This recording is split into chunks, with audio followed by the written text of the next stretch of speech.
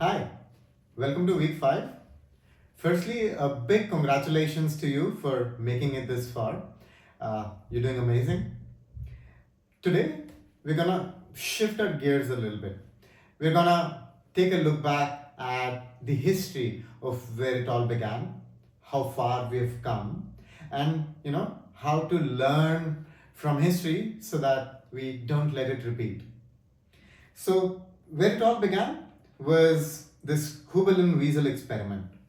In this experiment, what they did was they put electrodes in the brain of a cat. So, they physically inserted these electrodes and they paralyzed the cat so that the cat couldn't move and it was stationary, the eyeballs were stationary.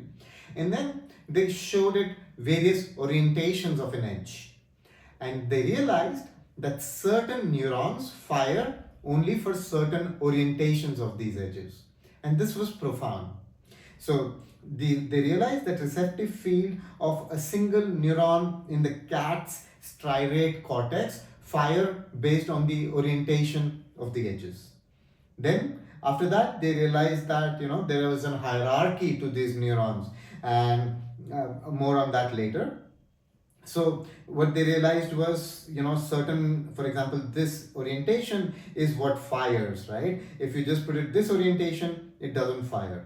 And I'm going to show you a video where you see this. So when you hear this sound, right, so that is when the neurons are firing. So when this edge, when they draw, let's say, these x's on top of it, you will hear that sound. So let's see.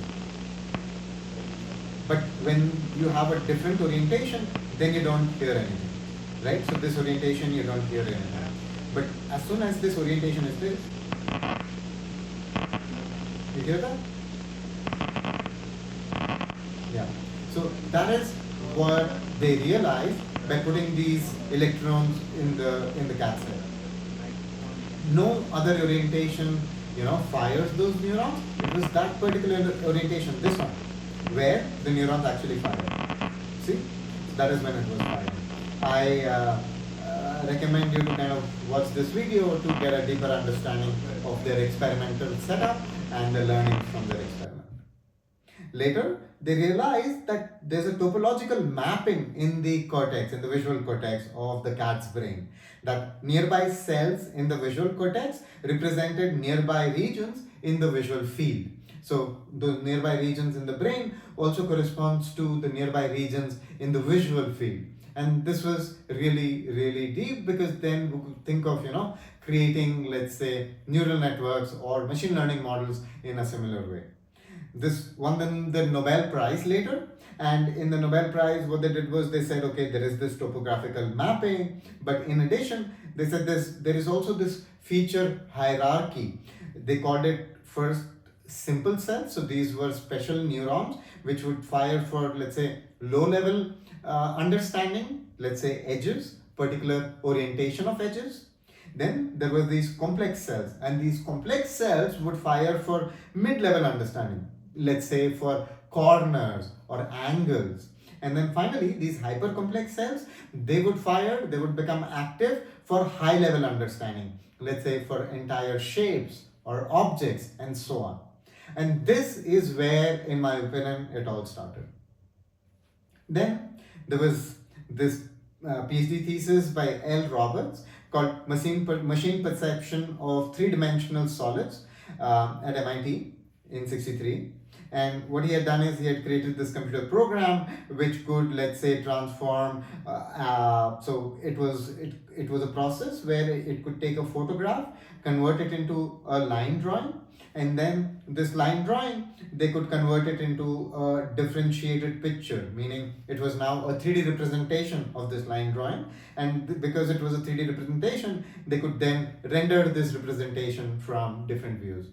And here they already believed that they had solved computer vision, they had almost solved AI, and very soon we will have machines for everything, for all our daily needs. So this is definitely how scientists and researchers feel when they solve something groundbreaking, that everything else is going to be very quick. But clearly this was '63 and we're still not there.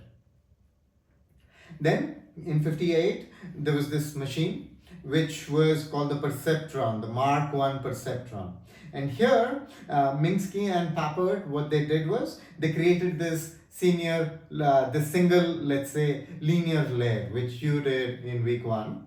And what this machine looked like was that there was these photodiodes, right? And on these photodiodes, you could shine light. So they could shine light of, say, the handwritten digit 1.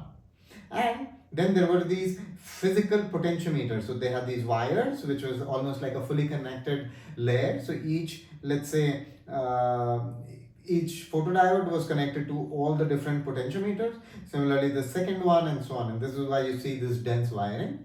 And then all these potentiometers were physical devices, right? They kind of could tune this by hand. They could move it. So this is basically your weight matrix W represented by these potentiometers.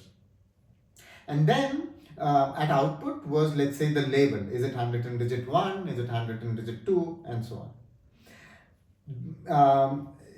So this was the beginning.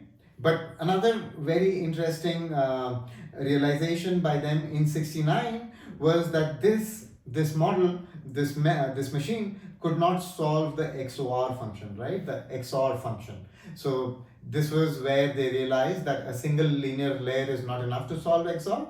And later, this was one of the reasons for, let's say, the winter, because they realized that we're not able to solve simple things like XOR using their machine. And this was also one of the starting places for us to think about these multi-layer deep neural networks, right? So because one layer couldn't, so then can we have a hidden layer? And that is where this idea of a hidden layer started. And this idea of a hidden layer was then used by Ivanahenko and Lapa in '65, where from the single layer perceptrons of the '60s, they used these multiple layers, right? So here you see these multiple layers, but they use these polynomial, let's say x to the power n, they use these polynomial activation functions. So still not sigmoid or tanh or later ReLU, but polynomial activation functions. And they did not use backpropagation to train such models. After this came Fukushima's ConvNet in the '80s, and Fukushima's ConvNet looked very much like the modern convolutional neural networks. It had these convolutional layers. It could have that translational invariant feature where it did not matter where that object was, it would fire regardless, because it's just a sliding window of this kernel, which we have seen in the previous weeks. And he called it the neocognitron. And he, like modern methods, placed these multiple convolutional and pooling layers, but the network was trained using a reinforcement learning scheme initially and did not use backprop. Later, he did use backprop.